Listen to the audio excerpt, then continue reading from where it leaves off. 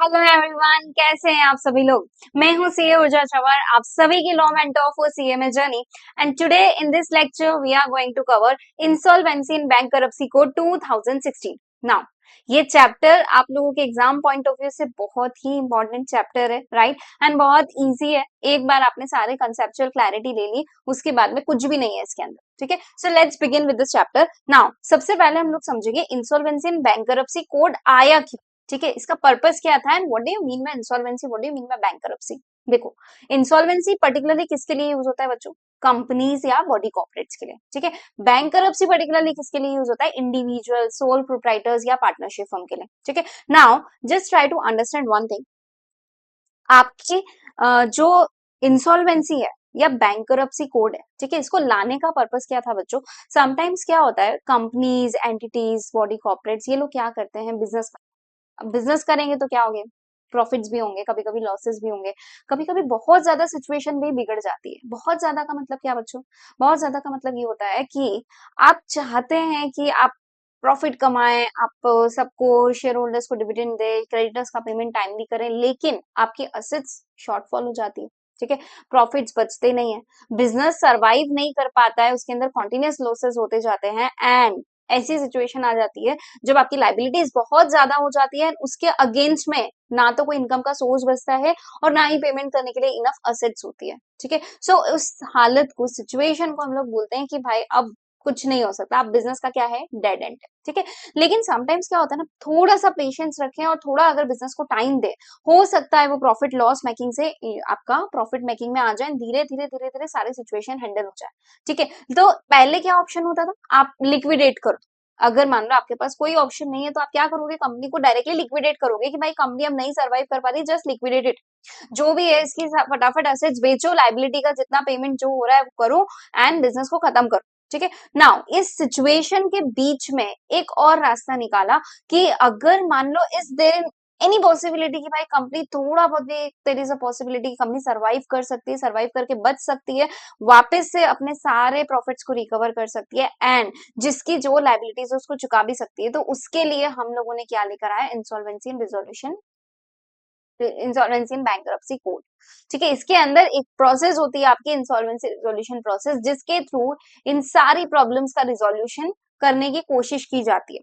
अगर वो सक्सेसफुल हो जाती है तब तो वेल एंड गुड, और अगर नहीं होती है तो आपकी कंपनी लिक्विडेशन में चली जाती है, ठीक है। नाउ अब एक चीज समझना बच्चों, ये जो आपका इंसॉल्वेंसी बैंकरप्सी कोड आया, इससे पहले देयर वर मल्टीपल एक्ट्स जो चलते थे, ठीक है।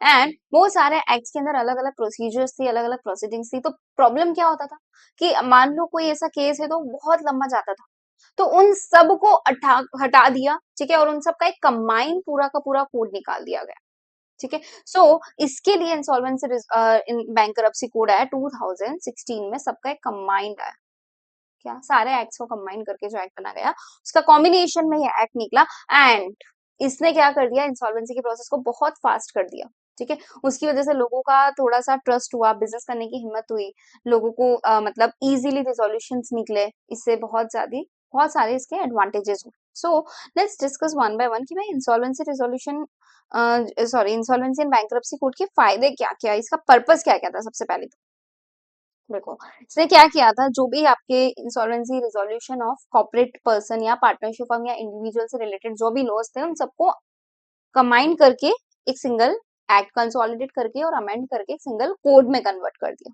ठीक है। प्लस टाइम बाउंड मैनर में आप लोग जो है इसको प्रोसेस को कंप्लीट कर पाए इसकी वजह से, राइट। एंड आपके असेट्स की जो मैक्सिमम वैल्यू निकल सकती है वो चीज इंश्योर करता है, ताकि मैक्सिमम वैल्यू पे असेट्स डिस्चार्ज हो एंड लाइबिलिटीज का पेमेंट हो सके, ठीक है। साथ में ये क्या करता है, एंटरप्रेन्योरशिप को प्रमोट भी करता है, क्रेडिट्स की अवेलेबिलिटी को भी प्रमोट करता है। इसकी वजह से क्या होता है, जितने भी स्टेक होल्डर्स हैं उनका इंटरेस्ट टाइमली बना रहता है कि भाई अगर मान लो कल को कंपनी में कुछ ऊपर नीचे हो भी गया तो इट्स ओके, इंसॉल्वेंसी की प्रोसेस अभी बैठी है, वो हमें बचा लेगी, ठीक है। नेक्स्ट आता है आपका applicability of the IBC code. So it is applicable to whole of the India, ठीक है, सब पूरी इंडिया के ऊपर एप्लीकेबल होता है। इसके अंदर आपका insolvency, liquidation, voluntary liquidation and bankruptcy सब कुछ कवर्ड है। किन किन के ऊपर लगेगा, कंपनीज जो कि कंपनीज एक्ट में फॉर्म है, स्पेशल एक्ट में फॉर्म है, एलएलपी हो गई, बॉडी कॉर्पोरेट्स हो गए, पार्टनरशिप फॉर्म हो गए, इंडिविजुअल हो गया, personal guarantors to the corporate हो गए, इनफैक्ट वो भी कवर हो गए, ठीक है ना। किन पे नहीं एप्लीकेबल होता है वो ध्यान में रखना जरूरी है। फाइनेंशियल सर्विस प्रोवाइडर कौन हो गए, बैंक्स हो गए, ठीक है, फाइनेंशियल इंस्टीट्यूशंस हो गए, इंश्योरेंस कंपनीज हो गई, असेट्स रिकंस्ट्रक्शन कंपनीज हो गई। सो इनके ऊपर ये एप्लीकेबल नहीं है, अदरवाइज ये सबके ऊपर एप्लीकेबल होता है। ठीक है ना। अब एक चीज समझना आप कि आपके पूरे के पूरे आईबीसी को रेगुलेट करने के लिए कौन कौन सी गवर्नेंस बॉडी होती है या कौन कौन सी ऐसी बॉडीज है जो मेन इंपॉर्टेंट रोल प्ले करती है। ठीक है ना। जस्ट अ मिनट, मुझे एक बार वॉइस का इशू चेक करना है बच्चों, गिव मी अ मोमेंट।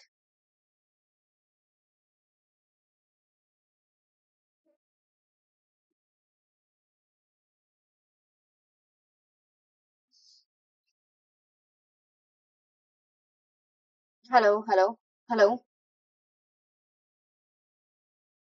कुछ तो इशू है, I am not sure.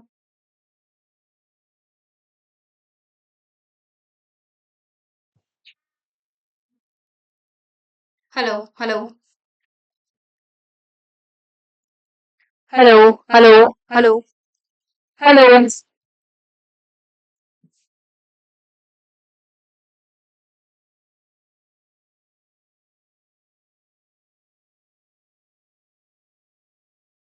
Hello hello. Okay, thank you. So let's continue.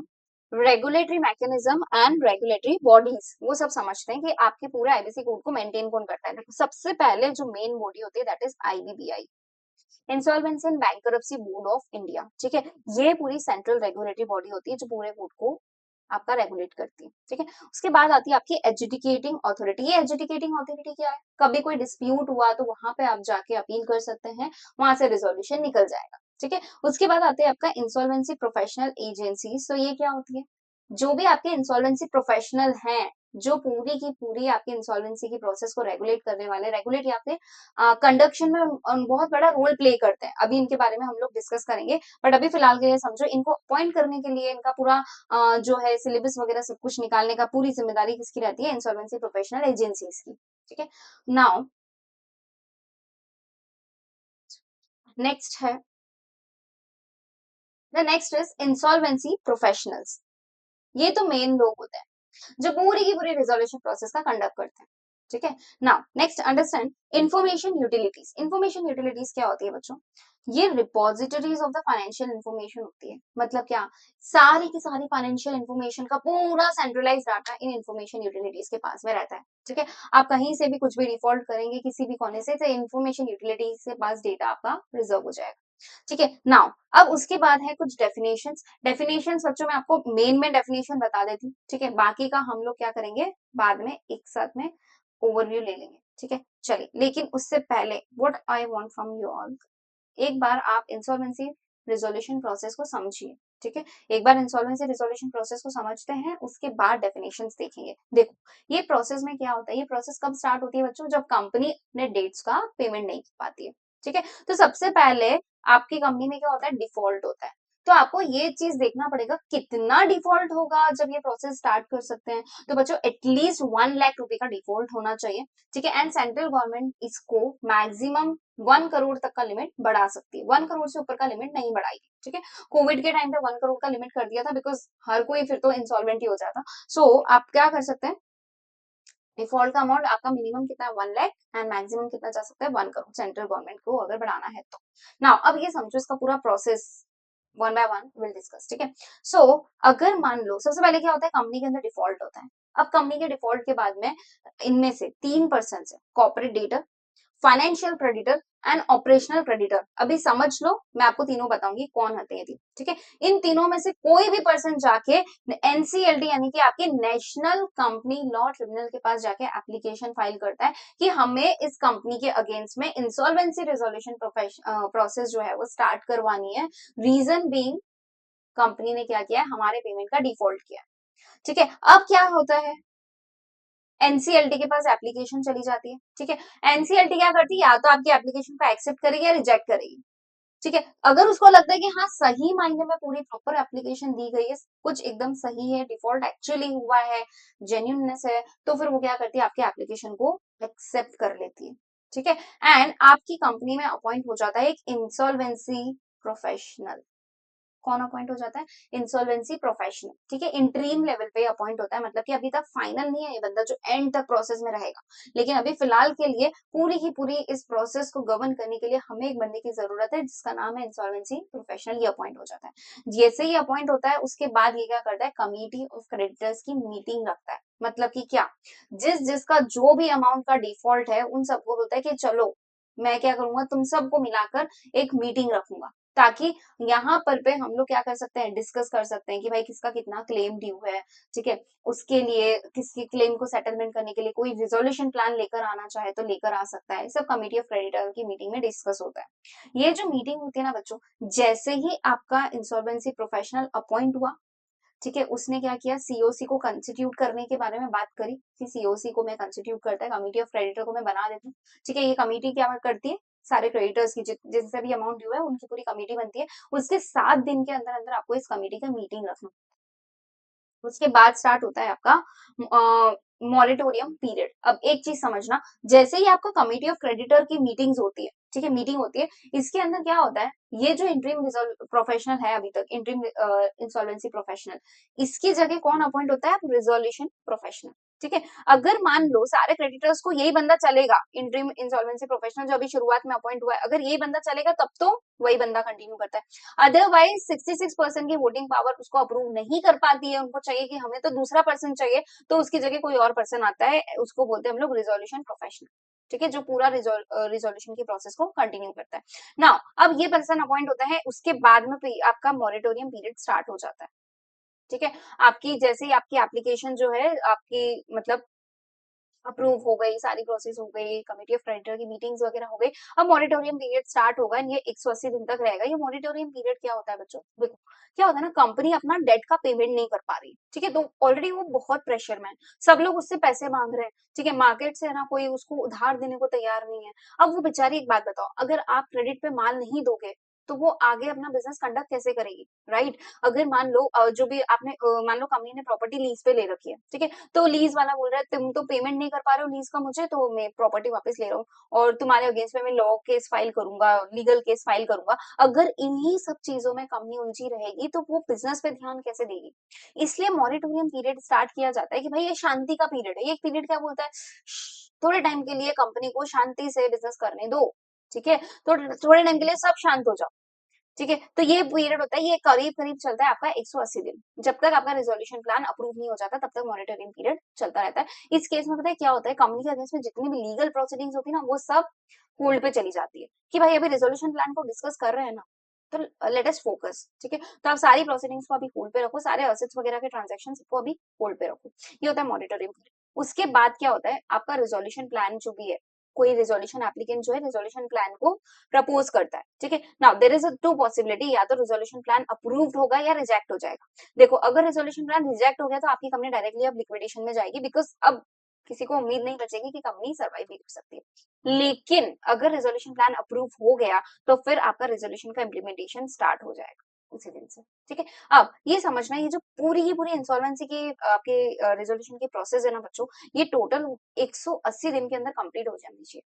अगर मान लो 180 दिन के अंदर कंप्लीट नहीं होती है तो आपको एक्सटेंशन मिल सकता है 90 डेज का, लेकिन उसके लिए आपको 66% की वोटिंग की अप्रूवल चाहिए कमिटी ऑफ क्रेडिटर की मीटिंग में, ठीक है। उन लोगों ने 66% अप्रूवल दे दिया तो आपकी 90 डेज का एक्सटेंशन आपको मिल जाएगा। एंड ये जो पूरा का पूरा टोटल प्रोसीजर है मैक्सिमम 360 डेज ले सकती है।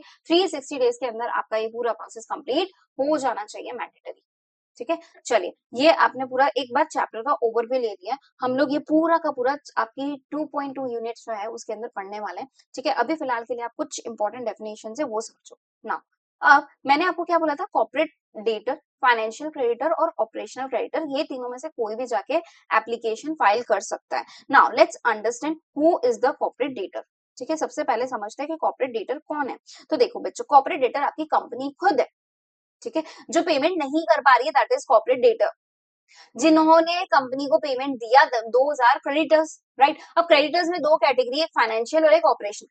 तो अभी फाइनेंशियल का मतलब क्या, जैसे लेट्स से आपने कोई अमाउंट दिया है उसके ऊपर इंटरेस्ट ड्यू है, ठीक है, बोरिंग का अमाउंट दिया है उसके ऊपर आपका पूरा प्रिंसिपल ही ड्यू है, या बोरिंग का आपका इंटरेस्ट प्लस प्रिंसिपल ड्यू है, ये सब तो फाइनेंशियल में चले जाएंगे। नाउ लेट्स से ऑपरेशनल में कौन जाएगा, जैसे कि आपने किसी से रॉ मटेरियल परचेस किया था बिजनेस के लिए एंड अब आप उसका पेमेंट नहीं कर पा रहे हैं, तो ये हो जाएगा आपका ऑपरेशनल क्रेडिटर, ठीक है। तो बिजनेस के ट्रांजेक्शन के लिए आप लोगों ने जिस जिससे भी उधारी उठाई है वो आते हैं आपके ऑपरेशनल क्रेडिटर की डेफिनेशन के अंदर। So let's understand corporate debtor का मतलब who owns a debt to any person, ठीक है। उसके बाद अगर क्रेडिटर का मतलब आपको ऑलरेडी पता है, डेट और क्लेम का डेफिनेशन भी इंपॉर्टेंट है, लेकिन एक बार डेट देख लेते हैं, लाइबिलिटी और ऑब्लिगेशन जो कि आपको पेमेंट करना है, किसी से आपका ड्यू है, ठीक है। क्लेम का मतलब क्या होता है, पेमेंट और remedy for the breach of contract, breach of contract के लिए आपको सामने वाला पर्सन जो भी पे क्लेम करता है कि भाई मुझे इतना पे कर, वो दैट इज योर क्लेम, ठीक है। डिफॉल्ट का मतलब आप सब समझते हैं, फाइनेंशियल इन्फॉर्मेशन का डेफिनेशन एक बार आप लोग रीड करेंगे, हम लोग बाद में रीड करेंगे, ठीक है। मैं आपको सिर्फ इंपॉर्टेंट चीजें पढ़ा देती हूँ।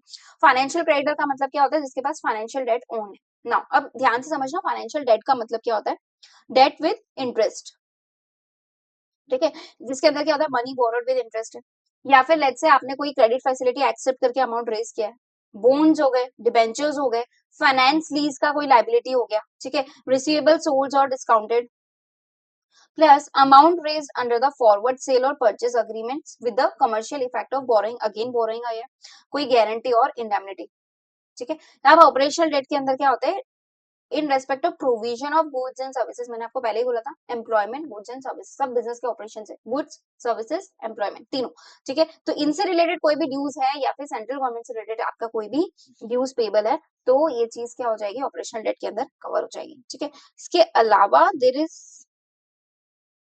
हाँ, एजुकेटिंग अथॉरिटी, अब अभी देख लेते हैं, कॉर्पोरेट इंसॉल्वेंसी एंड लिक्विडेशन के लिए एजुकेटिंग अथॉरिटी होती है बच्चा नेशनल कंपनी लॉ ट्रिब्यूनल, ठीक है। मतलब कि कंपनी के इंसॉल्वेंसी के जितने भी केसेस है वो सब नेशनल कंपनी लॉ ट्रिब्यूनल के अंदर डिस्कस होते हैं, ठीक है। नाउ कॉर्पोरेट एप्लीकेंट कौन होता है बच्चों, a corporate debtor or a member who is authorized to make the application, ठीक है। Individual managing operation, person who is controlling the financial affairs of the corporate debtor, मतलब कॉर्पोरेट डेटर या उसके behalf पे जो भी पर्सन जो है एप्लीकेशन फाइल कर सकता है इंसॉल्वेंसी की प्रोसेस के लिए, वो हो जाएगा आपका कॉर्पोरेट एप्लीकेंट, ठीक है। अभी हम लोग देख, दैट्स इट।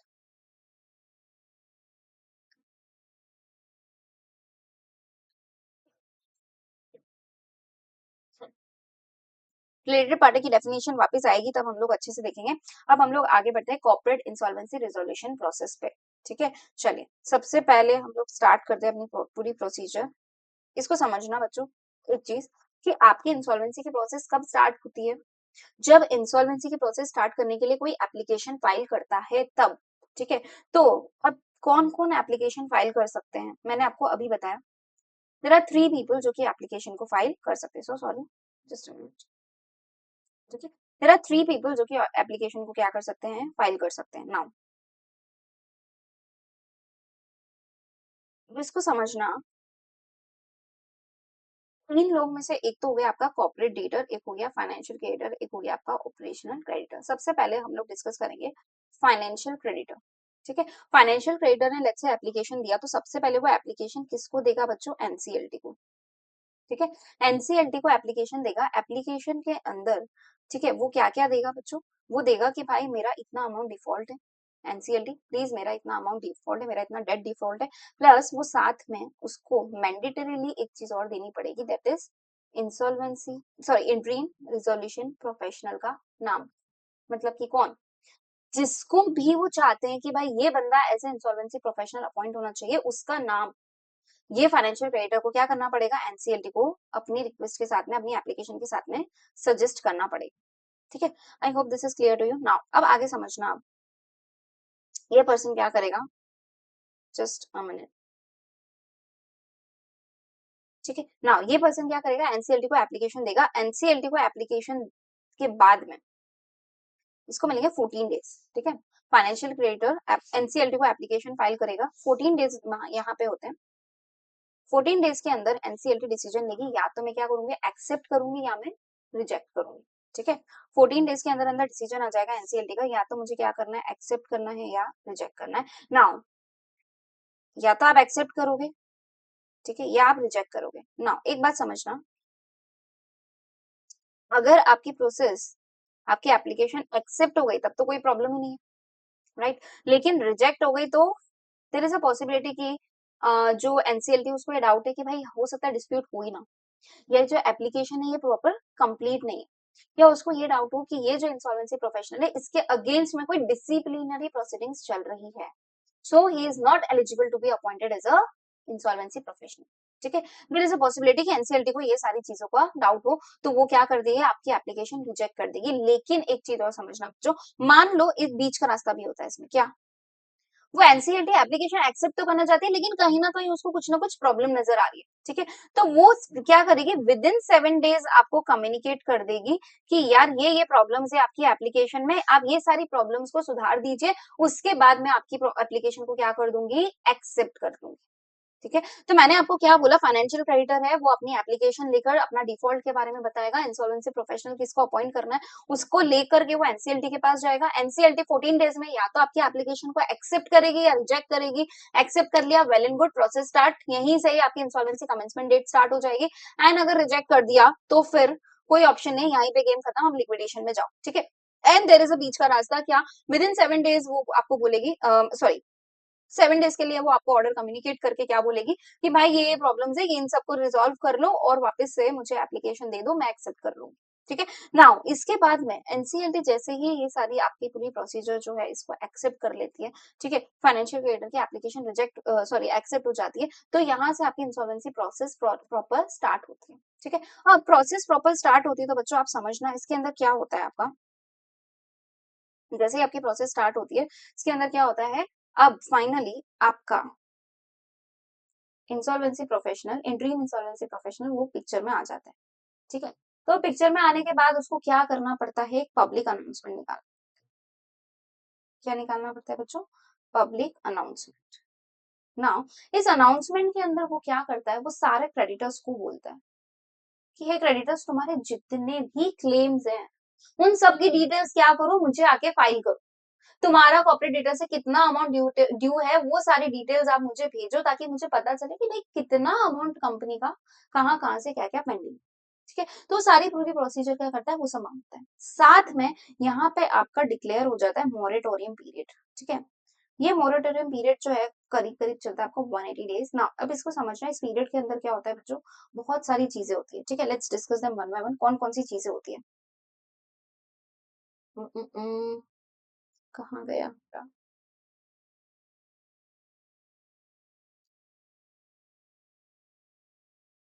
ठीक है ठीक है। सो मॉनिटरिंग का मतलब क्या होता है, देखो टेम्पररीली आपके जितने भी लीगल एक्शन जो कंपनी के अगेंस्ट में चल रहे हैं, ठीक है, या जो भी रिकवरी प्रोसीडिंग्स कंपनी के अगेंस्ट में चल रही है, वो सारी की सारी क्या हो जाएगी, टेम्पररीली सस्पेंड हो जाएंगी। ठीक है, एंड आपको एक थोड़ा सा ब्रीदिंग स्पेस मिलेगा। ठीक है, ड्यूरिंग जब भी आपका इंसॉल्वेंसी रेजोल्यूशन का प्रोसेस चल रहा है ना, उस टाइम पे आपको थोड़ा सा एक ब्रीदिंग स्पेस मिलेगा। ठीक है, एंड ये जो आपका स्टार्ट से होगा जैसे ही आपकी एप्लीकेशन एक्सेप्ट हो जाती है बच्चों नेशनल कंपनी लॉ ट्रिब्यूनल में, तब से आपका पूरा पीरियड स्टार्ट हो जाता है। इस पीरियड के अंदर आपको कुछ चीजें प्रोहिबिटेड रहती है। क्या चीजें प्रोहिबिटेड रहती है, सबसे फर्स्ट, कॉर्पोरेट डेटर के अगेंस्ट में कोई भी पर्सन जो है लॉ सूट को फाइल नहीं कर सकता, और अगर कोई कंटिन्यूइंग कॉर्पोरेट सूट है या लीगल सूट है सॉरी, तो वो क्या हो जाएंगे, होल्ड पे चले जाएंगे। ठीक है, प्लस आपका कंपनी के असेट्स का ना तो ट्रांसफर होगा ना ही कोई डिस्पोजल होगा। ठीक है, प्लस आपकी जो भी सिक्योरिटी इंटरेस्ट है क्रेडिटर जो है उसको एनफोर्स नहीं कर सकता। मानना आपका क्रेडिटर सिक्योर क्रेडिटर है, उसके पास असेट्स की सिक्योरिटी रखी है, लेकिन उसको एनफोर्समेंट में वो नहीं लेकर आ सकता। प्लस आपके कॉर्पोरेट डेटर से आपकी सामने वाला पर्सन, मान लो कोई और पर्सन है जिसने आपके कॉर्पोरेट डेटा को कोई प्रॉपर्टी दे रखी है या लीज पे कोई प्रॉपर्टी दे रखी है, तो वो लोग प्रॉपर्टी रिकवर नहीं कर सकते। ये सारी चीजें किसके अंदर होती है, आपके मॉरिटोरियम पीरियड। ठीक है, सो ये सब चीजें आपने समझी। नाउ एक चीज ध्यान रखना, लेकिन असेंशियल गुड्स एंड सर्विसेज का सप्लाई जो है कॉर्पोरेट डेटर को, वो यहाँ पे बंद नहीं होता है। मतलब कि क्या, जैसे इलेक्ट्रिसिटी हो गई, वाटर हो गई, टेलीकॉम हो गया, आईटी सर्विसेज हो गई, तो ये सारी चीजें मॉनिटोरियम पीरियड में कंटिन्यूअस आपको मिलती रहेगी, ये बंद नहीं होती है। ठीक है, ना मॉनिटोरियम कब अप्लाई नहीं होता है, अगर कोई मान लो कोई पर्टिकुलर कॉन्ट्रैक्ट या अरेंजमेंट को सेंट्रल गवर्नमेंट ने स्पेसिफिकली नोटिफाई कर दिया, तो वहां पे मॉनिटोरियम नहीं लगेगा। प्लस जो श्योरिटी या गारंटर है in the contract of guarantee, उसके ऊपर मॉनिटोरियम नहीं लगेगा। ठीक है, तो गारंटी ने जो भी गारंटर ने जो भी गारंटी दी हुई है उससे जाके आप पैसा मांग सकते हो, उसके ऊपर मॉनिटोरियम नहीं है। ठीक है, ये ड्यूरेशन ऑफ मॉनिटोरियम मैंने आपको पहले ही बताया, ये आपका जब से सीआईआरपी एडमिट हुई है तब से लेकर जब तक आपका रिजोल्यूशन प्लान अप्रूव नहीं हो जाता या लिक्विडेशन का ऑर्डर नहीं आ जाता, तब तक ये मॉरेटोरियम पीरियड आपका कंटिन्यू है। ठीक है, उसके बाद मैंने आपको क्या बताया था बच्चों, पब्लिक अनाउंसमेंट करनी पड़ती है। ठीक है, सो पब्लिक अनाउंसमेंट के साथ में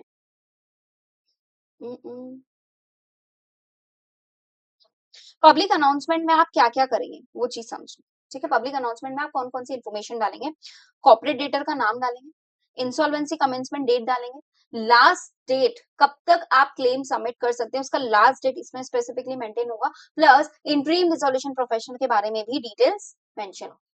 ठीक है, I hope this point is clear to you now. अब समझिए आप समझना, ये तो आपकी पूरी प्रोसेस हो गई। ठीक है, ये आपकी पूरी प्रोसेस हो गई। नाउ जस्ट जस्ट ठीक है, ये पूरी प्रोसेस आपने समझ ली है, यहाँ से लेके आपका मॉरेटोरियम पीरियड तक। उसके बाद में आपका प्रोसीजर चल रहा है। अब कमिटी ऑफ क्रेडिटर्स की मीटिंग होती है। ठीक है, जो अभी हमने ऊपर डिस्कस किया, क्रेडिटर्स की मीटिंग होती है। Insolvency resolution interim resolution professional को रिजोल्यूशन प्रोफेशनल के रूप में या तो अपॉइंट किया जाता है या फिर रिप्लेस कर दिया जाता है। ठीक है, किसी और से। फिर उसके बाद सारे रिजोल्यूशन एप्लीकेंट्स आते हैं, वो लोग अपना अपना रिजोल्यूशन प्लान सबमिट करते हैं। ठीक है, उसके बाद अगर कमिटी ऑफ क्रेडिटर में मैं आपको लिख के बता देती हूँ क्या होता है। ठीक है, मॉरेटोरियम के बाद आपकी कमिटी ऑफ क्रेडिटर बनाई जाती है। इसके 7 डेज के अंदर अंदर बच्चों क्या होता है, आपकी मीटिंग्स बुलाई जाती है, कमिटी ऑफ क्रेडिटर की मीटिंग्स बुलाई जाती है। मीटिंग के अंदर आप 66% की वोटिंग राइट के साथ में जो आईआरपी है या तो वो एज अ आरपी अपॉइंट होता है या फिर रिप्लेस हो जाता है with the new IRP, new RP. ठीक है, वो पूरा बिजनेस का कंट्रोल ले लेता है, सब कुछ अपने हाथ में ले लेता है, कंट्रोल में लेता है। फिर उसके बाद में फाइनली जितने भी रिजोल्यूशन एप्लीकेंट्स है वो सब जा जाके क्या करते हैं, अप्लाई करते हैं कि हमारा रिजोल्यूशन प्लान ये है, हमारा रिजोल्यूशन प्लान ये है।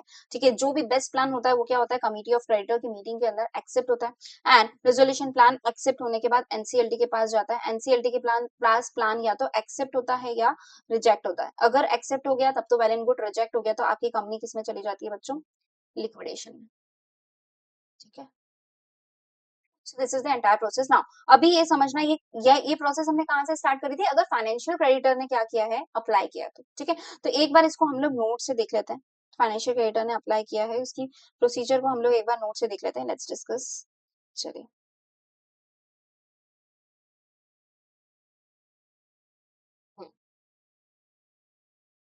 क्लियर गया हमारा, जस्ट अ मिनट।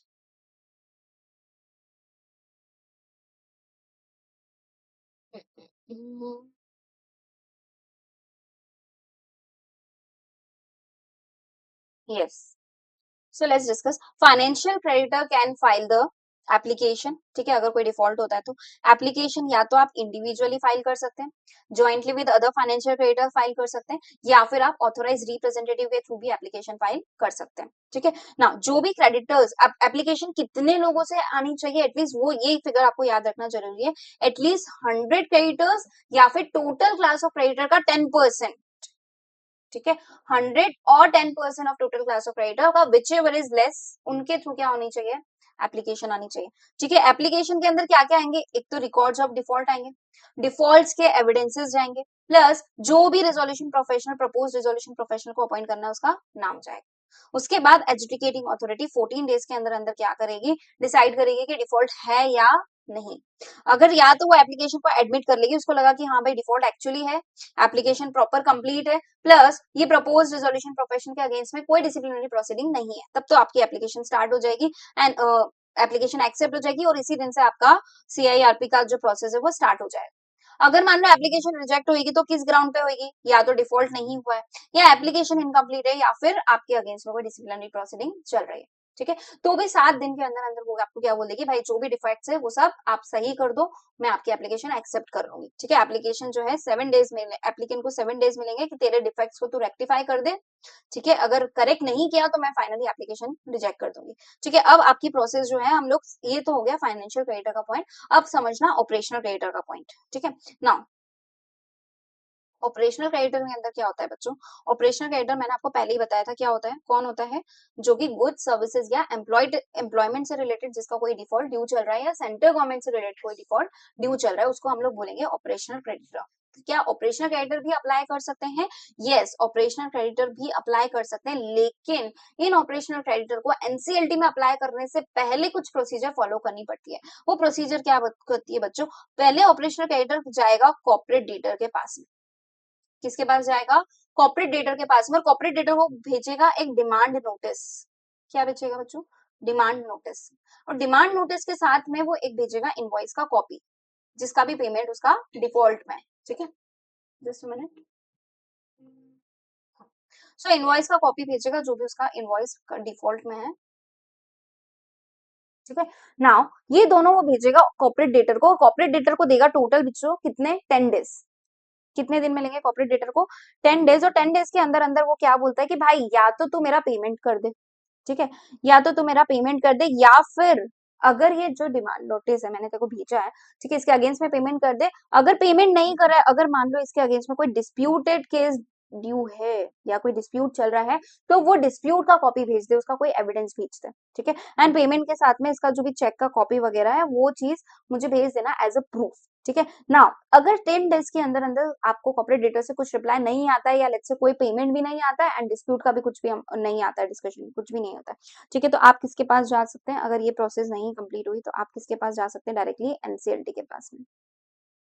एनसीएलटी ने देख लिया, एनसीएलटी को आप क्या क्या बोलोगे कि भाई ये मेरी एप्लीकेशन है एनसीएलटी, ठीक है, इतना मेरा अमाउंट है, इसका मेरा डिफॉल्ट हुआ है, ठीक है, जो इसका मेरा डिफॉल्ट हुआ है, ठीक है, मैंने डिमांड नोटिस भेज दिया है सामने वाले पर्सन को, डिस्प्यूट का मुझे कोई प्रूफ नहीं आया है, पेमेंट का मेरे पास कोई प्रूफ नहीं है, ठीक है, एंड जो है मैंने अगर उसको सजेस्ट करना होगा, ये जो भी रिजोल्यूशन प्रोफेशनल अपॉइंट होएगा, प्रपोज रिजोल्यूशन प्रोफेशनल को अगर उसको सजेस्ट करना होगा तो उसके पास चॉइस है, वो कर भी सकता है और नहीं भी कर सकता है ना। एक चीज नोट करिए आपने, फाइनेंशियल क्रेडिटर के केस में इट वाज कंपलसरी कि आपको इंसॉल्वेंसी प्रोफेशनल का नाम सजेस्ट करना ही पड़ेगा, लेकिन ऑपरेशनल क्रेडिटर में इट इज नॉट मैंडेटरी बच्चों।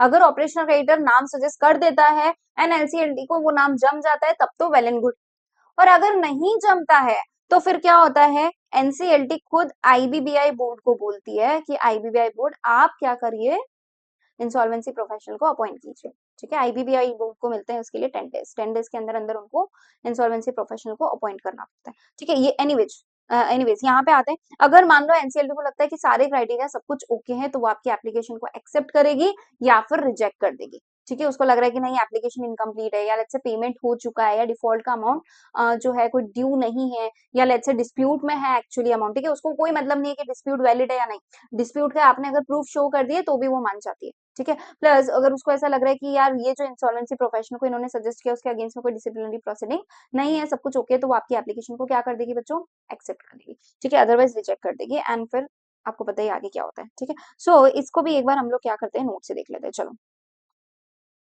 सो ऑपरेशनल क्रेडिटर आया, ऑपरेशनल क्रेडिटर ने क्या करा, सबसे पहले डिमांड नोटिस भेजा, ठीक है, demand notice and copy of invoice जिसके थ्रू वो पेमेंट मांग सके। ये डिमांड नोटिस जो होता है ये किसको भेजा जाता है, आपके रीपेमेंट के लिए भेजा जाता है कॉर्पोरेट डीटर को, ठीक है। नाउ 10 दिन का टाइम मिलता है रिस्पॉन्स के लिए सामने वाले पर्सन को, ठीक है, या तो आप डेट का पेमेंट करोगे या फिर आप क्या करोगे, डिस्प्यूट के बारे में बताओगे कि देखो ये पेंडिंग स्यूट है, आर्बिट्रेशन प्रोसीडिंग इसके अगेंस्ट में चल रही है, ठीक है। अगर मान लो कोई पेमेंट और डिस्प्यूट नहीं आता डायरेक्टली तो आप किसके पास जाएंगे, एनसीएलटी के पास में, कि प्रोसेस मुझे स्टार्ट करनी है। नाउ आपकी कौन कौन से केसेस में आपकी एप्लीकेशन एक्सेप्ट होगी, अगर आपकी एप्लीकेशन कंप्लीट है, प्लस एक्चुअल में अनपेड अमाउंट एग्जिस्ट करता है, plus there is a demand notice जो कि डिलीवर हो चुका है, या फिर there is a no notice of dispute received, plus there is no कोई डिसिप्लिनरी प्रोसीडिंग रिजोल्यूशन प्रोफेशनल के अगेंस्ट में नहीं चल रही है, अगर आपने रिजोल्यूशन प्रोफेशनल का नाम सजेस्ट किया है तो, नहीं किया है तो ठीक है, एनसीएलटी जो है वो ही आईबीबीआई को बोल देगी अपॉइंट करने के लिए, ठीक है। आपके इन सारे ग्राउंड्स पे एप्लीकेशन, अगर इनमें से एक में भी प्रॉब्लम हुई तो इन सारे ग्राउंड्स पे आपकी एप्लीकेशन रिजेक्ट हो जाएगी, ठीक है। अब आते हैं नेक्स्ट पे, या तो हमने बोला फाइनेंशियल क्रेडिटर आपको अप्लाई करेगा, ठीक है, या ऑपरेशनल क्रेडिटर अप्लाई करेगा, या फिर कॉर्पोरेट डेटर खुद अप्लाई करेगा, कि मुझे इंसॉल्वेंसी प्रोसेस स्टार्ट करनी है। तो कॉर्पोरेट डेटर क्या है, वो बोलेगा कि यार मुझे भी डाउट है, मैं अपना बिजनेस कंटिन्यू नहीं कर पा रहा हूँ, तो एनसीएलटी मेरे अगेंस्ट में प्लीज आप इंसॉल्वेंसी की प्रोसेस स्टार्ट कर दीजिए। तो आपने बोला और डायरेक्टली एनसीएलटी मान लेगी क्या? Obviously not. वो पहले आपसे सारे प्रूफ्स मांगेगी, आपकी फाइनेंशियल पोजीशन के प्रूफ्स मांगेगी, उसके बाद में अगर वो सेटिस्फाई होगी तो आपकी एप्लीकेशन को एक्सेप्ट किया जाएगा। ठीक है, तो यहाँ पे आपको क्या क्या देना पड़ेगा, देखो आपको बुक्स ऑफ अकाउंट्स देने पड़ेंगे। ठीक है, आपको जो भी आपके फाइनेंशियल डॉक्यूमेंट्स है वो देने पड़ेंगे। आपको साथ में इंटरिम रिजोल्यूशन प्रोफेशनल, अगेन इसका नाम सजेस्ट करना आपको यहाँ पे जरूरी है। ठीक है, एंड आपके शेयर होल्डर्स का अप्रूवल आपको देना पड़ेगा। ठीक है, स्पेशल रेजोल्यूशन पास करके कंपनी को शेयर होल्डर्स का अप्रूवल लेना पड़ता है। ठीक है, और अगर मान लो पार्टनरशिप फर्म है तो उसके अंदर 3/4 ऑफ द पार्टनर्स का अप्रूवल लेना पड़ता है।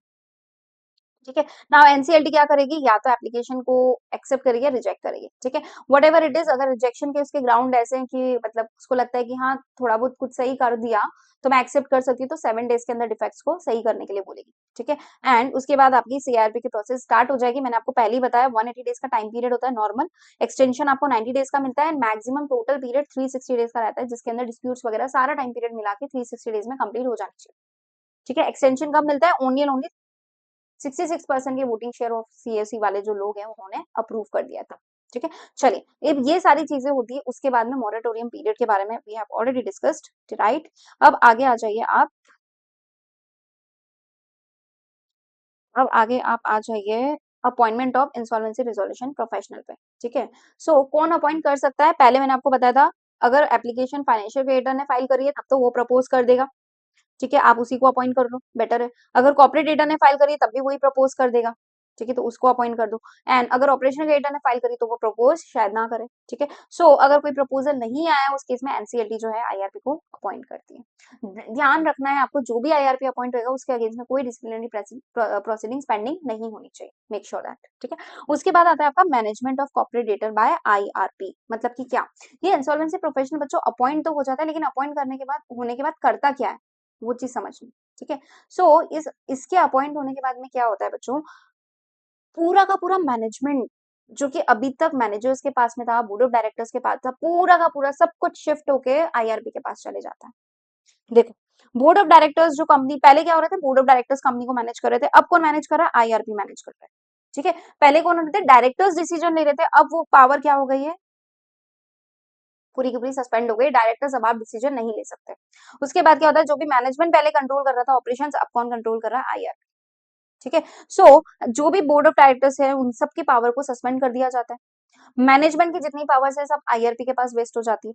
साथ में जितने भी ऑफिसर्स और एम्प्लॉइज हैं उन सबको आईआरपी को जाके रिपोर्ट देनी पड़ती है। ठीक है, एंड जो भी डॉक्यूमेंट्स और रिकॉर्ड्स मांगते हैं वो सारे के सारे जितने भी उनके पास डॉक्यूमेंट्स और रिकॉर्ड्स थे वो सब आईआरपी को देने पड़ते हैं। ठीक है, तो उसके बाद जो भी फाइनेंशियल इंस्टीट्यूशन है, जहां जहां पे भी आपके बुक्स ऑफ अकाउंट्स वगैरह मेंटेन है, वो अब किसके इंस्ट्रक्शन फॉलो करेगी बच्चों, आईआरपी के। ठीक है, प्लस जो भी फाइनेंशियल इन्फॉर्मेशन आईआरपी को चाहिए वो सारी फाइनेंशियल इन्फॉर्मेशन निकाल के वो देगी। ठीक है, इस आईआरपी का ऑब्जेक्टिव क्या होता है बच्चों, ये अपॉइंट होता है तो इसका मेन गोल क्या होता है, उसको कैसे भी कैसे करके सारी कंपनी के एसेट्स को प्रिजर्व करके कंपनी को गोइंग कंसर्न पे लाना होता है। उसका मेन एम ये होता है कि यार कुछ भी करूं, कैसे भी तोड़ बिठाऊं, बस क्या हो जाए, कंपनी गोइंग कंसर्न पे आ जाए। ठीक है, सो इसको अचीव करने के लिए अगर उसको जरूरत पड़े तो किसी प्रोफेशनल को वो अपॉइंट कर सकता है, किसी कॉन्ट्रैक्ट में वो एंटर हो सकता है, बीच में इंटरिम फाइनेंस भी रेस कर सकता है, किसी एम्प्लॉयज को चाहे तो कोई इंस्ट्रक्शन भी दे सकता है, और अगर जरूरत पड़े तो जो भी बिजनेस के डिसीजन नेसेसरी लगे उसको वो सारे डिसीजन भी ले सकता है। ठीक है, अब ये समझना कि आपके इंसॉल्वेंसी रिजोल्यूशन प्रोफेशनल के पास क्या क्या पावर्स होती है, क्या क्या पावर्स एक्सरसाइज कर सकता है। तो बहुत सिंपल है बच्चों, जो बोर्ड ऑफ डायरेक्टर्स जो भी पावर्स एक्सरसाइज कर सकते थे वो सब आपका इंटरिम रिजोल्यूशन प्रोफेशनल एक्सरसाइज कर सकता है। ठीक है, वो क्या क्या कर सकता है, आपके कॉर्पोरेट डेटा के ऑपरेशन को मैनेज कर सकता है। ठीक है, कंपनी के बिहाफ पे किसी डॉक्यूमेंट को साइन कर सकता है, किसी कॉन्ट्रैक्ट को एग्जीक्यूट कर सकता है, इलेक्ट्रॉनिक फाइनेंशियल रिकॉर्ड्स को भी एक्सेस कर सकता है, books of accounts and documents को भी एक्सेस कर सकता है। प्लस अगर कोई इन्फॉर्मेशन उसको चाहिए तो किसी भी गवर्नमेंट अथॉरिटी या स्टैट्यूटरी ऑडिटर्स या अकाउंटेंट्स या फिर रेलेवेंट पर्सन से वो इन्फॉर्मेशन भी मंगवा सकता है। ठीक है, एंड जब से आईआरपी अपॉइंट होएगा तो कंपनी के ऊपर जो भी लीगल कंप्लायंसेस की रिस्पॉन्सिबिलिटी होती है वो किसकी चली जाती है, आईआरपी की रिस्पॉन्सिबिलिटी बन जाती है। ठीक है, अब समझते हैं हम लोग duties of interim resolution professional. ये सब तो हमने इसकी पावर समझ ली। ठीक है, सेक्शन 18 बताता है इसकी क्या क्या ड्यूटी है। देखो सबसे पहले इसकी ड्यूटी है, इसको सारी की सारी कंपनी के बारे में पूरी इन्फॉर्मेशन इसको गैदर करनी पड़ती है। सो पिछले 2 साल से जो भी कंपनी के बिजनेस ऑपरेशंस रन हो रहे हैं उसकी डिटेल्स को एक्वायर करेगा। ठीक है। प्लस पिछले 2 साल के अंदर जो भी फाइनेंशियल एंड ऑपरेशनल पेमेंट्स किए हुए हैं उनकी डिटेल्स लेगा, प्लस जो भी एसेट्स एंड लायबिलिटीज है उनकी पूरी लिस्ट लेगा, और कोई इन्फॉर्मेशन लगेगा तो बेसिक बेसिक वो सारी इन्फॉर्मेशन भी वो ले लेगी। उसके बाद में वो क्या करता है, जितने भी क्रेडिटर्स हैं उन सब से क्लेम को मंगवाता है, एंड देन उनको वेरीफाई करता है कि भाई जेन्युइन क्लेम है क्या, ठीक है, एंड देन उनको पूरा कलेक्शन करके पूरी इसे लिस्ट बना लेता है। साथ में कमिटी ऑफ क्रेडिटर को भी बनाता है, ठीक है, एंड बाद में फिर उसके अंदर रिजोल्यूशन प्लान को डिसाइड किया जाता है। साथ में जब तक ये इंटरिम रिजोल्यूशन प्रोफेशनल है पिक्चर में, ठीक है, कमिटी ऑफ क्रेडिटर बनी है और ये अभी तक पिक्चर में है, तब तक इसका क्या काम रहता है बच्चों, इसको सारे असेट्स सारी प्रॉपर्टी को मैनेज करना रहता है, बिजनेस के ऑपरेशंस को नॉर्मल वे में कंटिन्यू करना रहता है, ठीक है। उसके बाद कमिटी ऑफ क्रेडिटर डिसाइड करती है कंटिन्यू करेगा या नहीं, वट एवर इट इज, ठीक है। नाउ उसके बाद जो भी इन्फॉर्मेशन जो भी इसने कलेक्ट किया है, जो भी इन्फॉर्मेशन इसने प्रिपेयर किया है, वो सारी की सारी इन्फॉर्मेशन इसको इन्फॉर्मेशन यूटिलिटी को देना। इन्फॉर्मेशन यूटिलिटी मैंने आपको बताया था, जिसके पास सारी इन्फॉर्मेशन, इसे पूरे बल्क में इन्फॉर्मेशन ये अपने पास रिजर्व करके रखता है, ठीक है।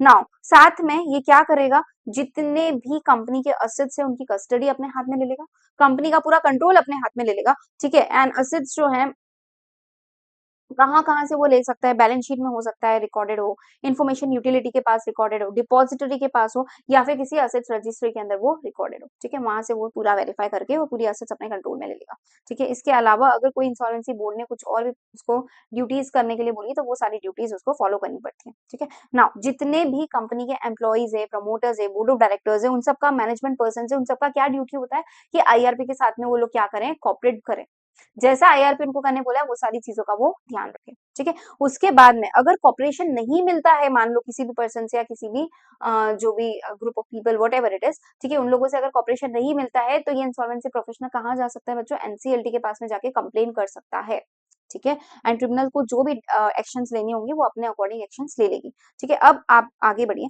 अब देखते हैं कमिटी ऑफ क्रेडिटर के बारे में समझते हैं, ठीक है। सो कमिटी ऑफ क्रेडिटर हमने पहले बताया था, सारे क्लेम्स वगैरह जो भी होते हैं वो सब कलेक्ट होते हैं, इसके अंदर वेरीफाई होते हैं। कौन करता है, इंटरिम रिजोल्यूशन प्रोफेशनल, ठीक है, जो कि आपकी कमिटी ऑफ क्रेडिटर बनाता है। इसका पर्पस क्या होता है, सबसे पहला, अगर कॉर्पोरेट इंसॉल्वेंसी रिजोल्यूशन प्रोसेस से रिलेटेड कोई भी इंपॉर्टेंट आपको डिसीजन लेना होता है तो आप इसी कमिटी के थ्रू लेते हैं, ठीक है। प्लस रिजोल्यूशन प्लान एक्सेप्ट और रिजेक्ट भी इसी मीटिंग में होता है, इन्हीं कमिटी के थ्रू होता है, ठीक है। इसके कंपोजिशन में कौन कौन लोग होते हैं, अब ये चीज थोड़ी सी इंटरेस्टिंग है, ठीक है। फाइनेंशियल क्रेडिटर तो बच्चों कमिटी का हिस्सा भी बन सकते हैं एंड मीटिंग में वोट भी कर सकते हैं। मैंने क्या बोला, फाइनेंशियल क्रेडिटर आपके मेंबर्स भी बनेंगे एंड उनके पास वोटिंग राइट्स भी रहेंगे, लेकिन ऑपरेशनल क्रेडिटर जो है they can only attend the meeting, they do not have any voting rights, ठीक है। ऑपरेशनल क्रेडिटर के पास कोई वोटिंग राइट्स नहीं होते, वो सिर्फ मीटिंग को अटेंड कर सकते हैं।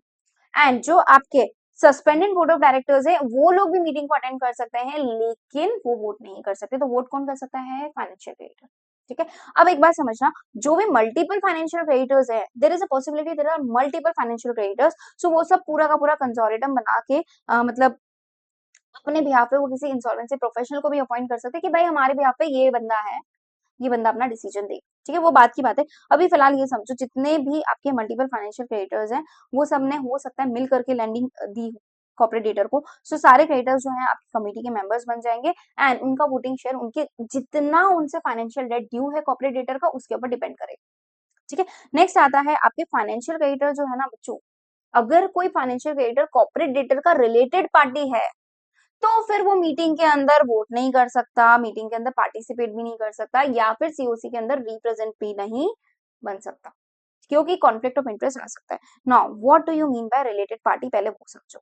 देखो, उस रिलेटेड पार्टी का मतलब हो सकता है डायरेक्टर्स हो, पार्टनर्स हो, की मैनेजर पर्सन हो, रिलेटिव हो, ठीक है। डायरेक्टर या की मैनेजर पर्सन के होल्डिंग और सब्सिडरी हो कंपनी की ही, कंपनी जो कि कॉमन डायरेक्टर्स के साथ में रन हो रही है तो वो कंपनी भी इसकी ऑटोमेटिकली रिलेटिव पार्टनर बन जाएगी, ठीक है। प्लस अगर मान लो एक पर्सन 20% से ज्यादा वोटिंग राइट का किसी और का वोटिंग 20% से ज्यादा वोटिंग राइट कंट्रोल कर रहा है तो वो भी रिलेटेड पार्टी बन जाएगी। प्लस जिसके डायरेक्शन पे, ऐसा पर्सन जिसके डायरेक्शन पे पूरा कंपनी में काम होता है तो वो पर्सन ऑटोमेटिकली रिलेटेड पार्टी हो जाएगी। तो ये पर्सन जो है आपके कमिटी ऑफ क्रेडिटर के अंदर वोट नहीं कर सकता, ठीक है। चलिए अब आगे बढ़ते हैं। क्रेडिटर्स जिसमें दोनों टाइप के डेट्स है, ठीक है। मान लो एक क्रेडिटर है जिसने फाइनेंशियल डेट भी दिया हुआ है, ऑपरेशनल डेट भी दिया हुआ है, तो जितना पोर्शन आपका फाइनेंशियल डेट से रिलेटेड आप फाइनेंशियल क्रेडिटर कहलाना चाहेंगे, जितने पोर्शन के लिए आपका ऑपरेशनल क्रेडिटर है वो आपका ऑपरेशनल डेट कहलाएगा। ठीक है, अब आगे बढ़ते हैं voting in the committee of creditors. So voting के अंदर नॉर्मल डिसीजन के लिए 51% का वोटिंग होता है बच्चों, तो जो मेजोरिटी ऑफ डिसीजन होते हैं इसके लिए 66% का वोटिंग लगता है। मतलब जो बड़े बड़े डिसीजन होते हैं, जैसे रिजोल्यूशन प्रोफेशनल को अपॉइंट करना है, ठीक है, जैसे कि आपका एक्सटेंशन लेना है, आईबीसी की प्रोसेस को बढ़ाने के लिए एक्सटेंशन लेना है, तो इस टाइप के जो बड़े बड़े डिसीजन है वो 66% की वोटिंग राइट से होते हैं। ठीक है, नाउ अब ये समझना कि आपके जो रिजोल्यूशन प्रोफेशनल होता है, ठीक है, जो भी कंपनी के अंदर रिजोल्यूशन प्रोफेशनल अपॉइंट होता है, उसके पास क्या है, पूरा का पूरा राइट है, वो कॉर्पोरेट डेटर के बारे में कोई भी इंफॉर्मेशन को एक्वायर कर सकता है। एंड कॉर्पोरेट डेटर की भी रिस्पॉन्सिबिलिटी कि 7 डेज के अंदर अंदर वो इन्फॉर्मेशन लाके उस रिजोल्यूशन प्रोफेशनल को देना चाहिए। ठीक है ना, अब एक और चीज समझना, ये जो फर्स्ट मीटिंग होती है आपकी, जैसे ही आपकी कमिटी ऑफ क्रेडिटर की मीटिंग, जैसे आपकी कमिटी ऑफ क्रेडिटर बन गई, उसकी फर्स्ट मीटिंग 7 डेज के अंदर अंदर हो जानी चाहिए। ठीक है, एंड इसके अंदर डिसाइड हो जाएगा फर्स्ट मीटिंग में ही कि ये interim resolution professional as a resolution professional continue करेगा या नहीं, या इसको रिप्लेस करके किसी अनदर रिजोल्यूशन प्रोफेशनल को लेकर आना है। 66% की वोटिंग पावर से ये चीज डिसाइड हो जाएगी। ठीक है, अगर मान लो रिप्लेसमेंट होता है, तो रिप्लेसमेंट के केस में क्या होगा, एक तो आपको नया नाम सजेस्ट करना पड़ेगा कि ठीक है, नया ये वाला रिजोल्यूशन प्रोफेशनल लेकर आ जाओ, प्लस एजुकेटिंग अथॉरिटी से अप्रूवल लेनी पड़ेगी जो आपकी एनसीएलटी है, प्लस आईबीबीआई बोर्ड से अप्रूवल लेनी पड़ेगी।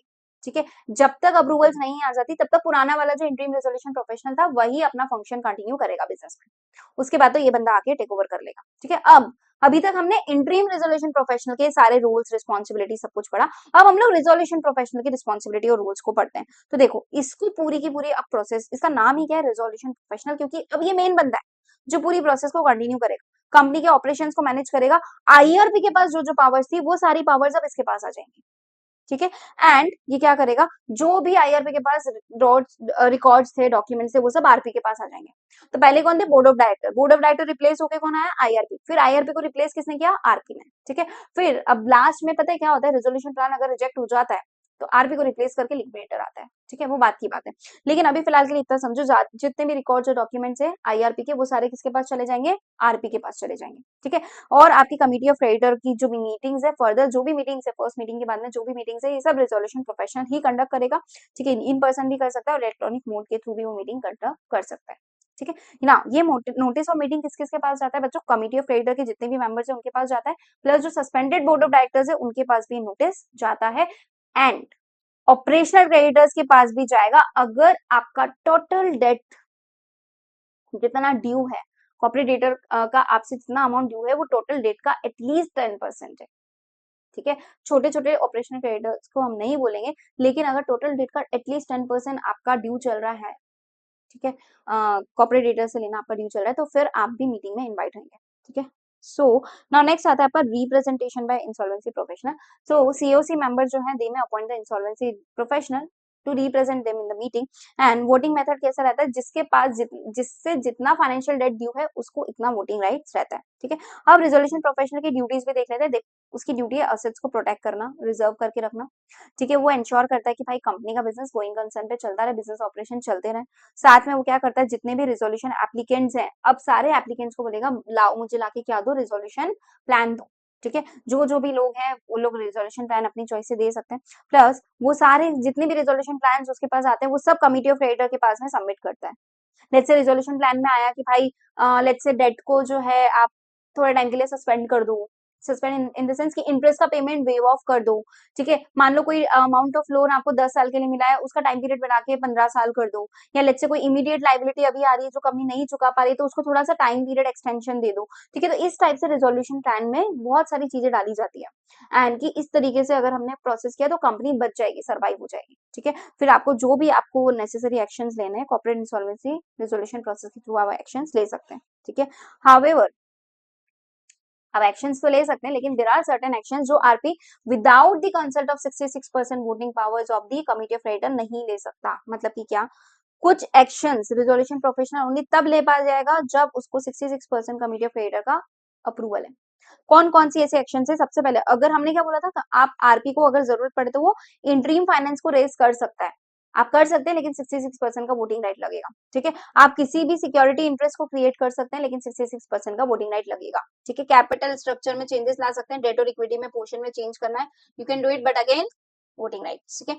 उसके बाद आपको क्या मतलब वोटिंग्स लगेंगी। उसके बाद अगेन आप ओनरशिप इंटरेस्ट भी चेंज कर सकते हैं, ठीक है। अगर कोई कॉर्पोरेट डेटर्स बैंक अकाउंट है उसका डेबिट कर सकते हैं, debit the corporate debtors bank account, ठीक है। रिलेटेड पार्टी ट्रांजैक्शन कर सकते हैं, लेट्स से कॉन्स्टिट्यूशनल डॉक्यूमेंट्स है उसमें कुछ चेंजेस कर सकते हैं, ठीक है। अपनी अथॉरिटी को थोड़ा सा आप डेलीगेट कर सकते हैं किसी भी पर्सन को, शेयर होल्डर्स के शेयर्स को डिस्पोज ऑफ कर सकते हैं, मैनेजमेंट में कुछ चेंजेस लाना है तो ला सकते हैं, transfer of rights under the material contract, कोई मेन कॉन्ट्रैक्ट है उसके अंदर ट्रांसफर ऑफ राइट्स कर सकते हैं, ठीक है। कोई भी पर्सनल्स को आप अपॉइंट कर सकते हैं, ऑडिटर्स को चेंज कर सकते हैं, या फिर कोई प्रोस्पेक्टिव रेजोल्यूशन एप्लीकेंट को भी आप अपॉइंट कर सकते हैं। ये सारे आपको डिसीजंस याद रखने हैं बच्चों कि इन सब के लिए 66% का वोटिंग राइट्स आपको लगते हैं, ठीक है ना। अब ये समझना, ये सब होने के बाद में क्या करेगा, इंफॉर्मेशन मेमोरेंडम बनाएगा, ठीक है। अब इस मेमोरेंडम के अंदर क्या होता है बच्चों, resolution applicant to provide the resolution applicant को कंप्लीट इन्फॉर्मेशन प्रोवाइड करने के लिए इंफॉर्मेशन मेमोरेंडम बनाया जाता है।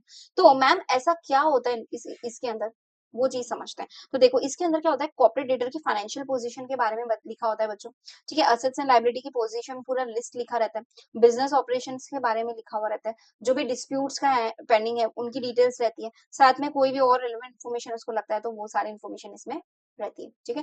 And RC may give physical और electronic access to the information to the resolution applicants, मतलब कि इलेक्ट्रॉनिकली भी इन्फॉर्मेशन अवेलेबल रहती है एंड फिजिकली भी अवेलेबल रहती है। तो रिजोल्यूशन एप्लीकेंट्स क्या करते हैं, ये सारी इन्फॉर्मेशन को रिसीव करते हैं, उसके बाद में सब कुछ एनालिसिस करने के बाद में वो रिजोल्यूशन प्लान्स पे लिखते हैं, ठीक है।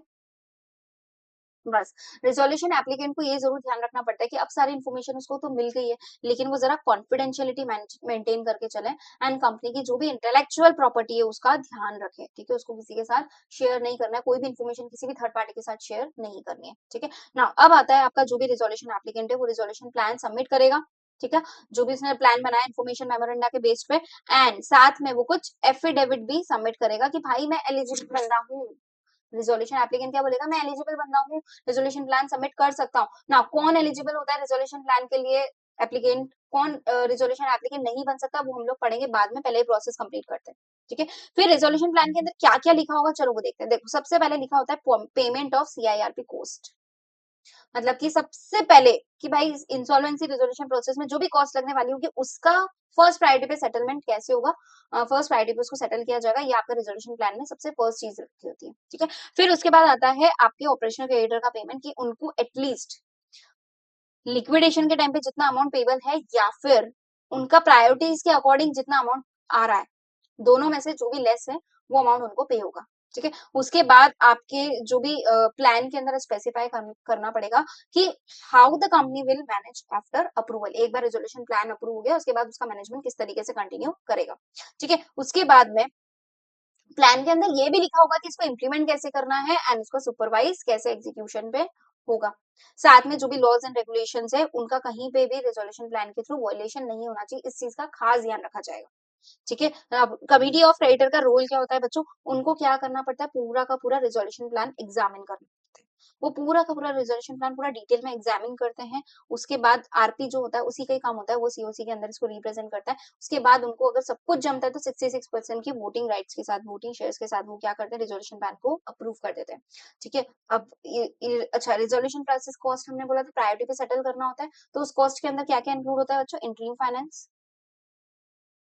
ठीक है, amount of interim finance and जितना पैसा आपने रेज किया उसके लिए जो भी पैसा लगा होगा आपका वो सारी चीजें, ठीक है, प्लस रिजोल्यूशन प्रोफेशनल को जो भी फीस जाने वाली है, अगर मान लो रिजोल्यूशन प्रोफेशनल ने कंपनी को गोइंग कंसर्न में चलाने के लिए खुद की जेब से कुछ भी पैसा लगाया होगा तो वो सारी चीजें, प्लस अगर मान लो इंसॉल्वेंसी रिजोल्यूशन के प्रोसेस को फैसिलिटेट करने के लिए गवर्नमेंट वगैरह के ऑफिसर्स वगैरह को भी कुछ ना कुछ पेमेंट दिया होगा तो वो सारी चीजों का पेमेंट, और अगर कोई और खर्चा हुआ है बोर्ड ने जो स्पेसिफाई किया वो सारा खर्चा आपका इस प्रोसेस की कॉस्ट में काउंट होगा, ठीक है।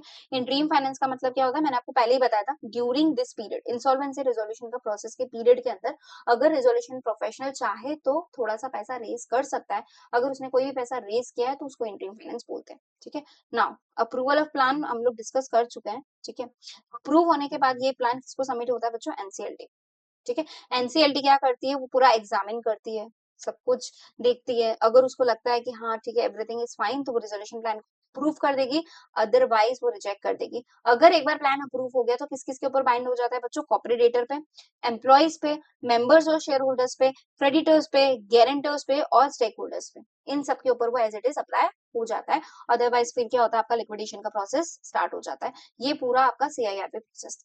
ठीक है, अब एक चीज हमारे पढ़ना इंपॉर्टेंट है, जो बहुत ही important exam point of view से रह गई है, वो क्या है कि कौन रेजोल्यूशन एप्लीकेंट बनने के लिए एलिजिबल है एंड कौन रेजोल्यूशन एप्लीकेंट नहीं बन सकता।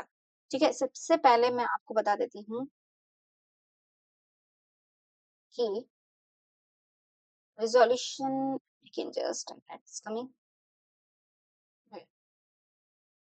who can be just person who is not allowed to initiate the CRP process। जो आपकी सबसे पहले CIRP प्रोसेस को जो स्टार्ट नहीं कर सकता, कौन से ऐसे लोग हैं? देखो, सबसे पहले बच्चों, जो जिसके अगेंस्ट में ऑलरेडी इंसॉल्वेंसी प्रोसेस चल रही है, वो पर्सन आपकी CIRP के प्रोसेस को स्टार्ट नहीं कर सकता। ठीक है, या फिर मान लो CIRP की प्रोसेस आपकी कंप्लीट हुई है अभी जस्ट लास्ट 12 मंथ्स के अंदर अंदर ही, तो वापस से नई CIRP के लिए आप अप्लाई नहीं कर सकते जब तक आपके 12 मंथ्स कंप्लीट नहीं हो जाते। पूरा 1 साल कंप्लीट होगा, उसके बाद नई CIRP के आप अप्लाई कर सकते हैं। ठीक है, या फिर आपका रिजोल्यूशन प्लान जो है वो अभी लास्ट 12 मंथ्स के अंदर ही अप्रूव्ड हुआ है। ठीक है, या फिर आपने पहले कोई रिजोल्यूशन प्लान अप्रूव होकर आपको मिल गया था, लेकिन आपने उसका कंप्लायंस नहीं करा। ठीक है, उसके अंदर क्या कर दिया, उसकी टर्म्स एंड कंडीशन को ब्रीच कर दिया, या फिर आपके अगेंस्ट में ऑलरेडी लिक्विडेशन का ऑर्डर आ चुका है, तो अब आप कुछ नहीं कर सकते, वापस से CIRP के प्रोसेस स्टार्ट नहीं कर सकते। तो ये वो लोग हैं जो कि CIRP के प्रोसेस के लिए अप्लाई नहीं कर सकते।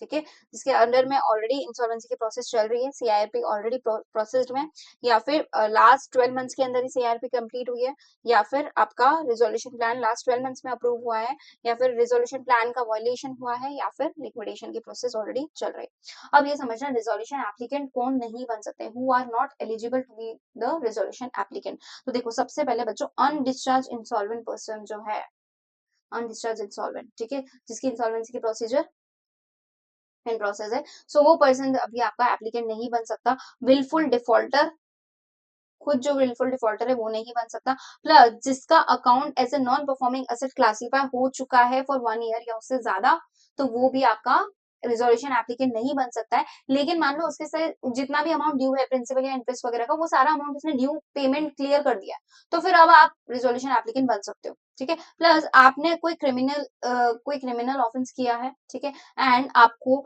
या तो 2 साल की जेल हुई है, ठीक है, या जो भी ऑफेंसेस 12th शेड्यूल के अंदर कवर्ड है, अब इतना डिटेल में नहीं जाना है 12th शेड्यूल के अंदर कौन कौन से ऑफेंसेस है, लेकिन इतना समझ लो 12th शेड्यूल में जो भी ऑफेंस कवर्ड है उसके लिए आपको 2 साल की जेल हुई है, या फिर आपको 7 ईयर्स, अदर लॉज में 7 ईयर्स तक की जेल हो चुकी है।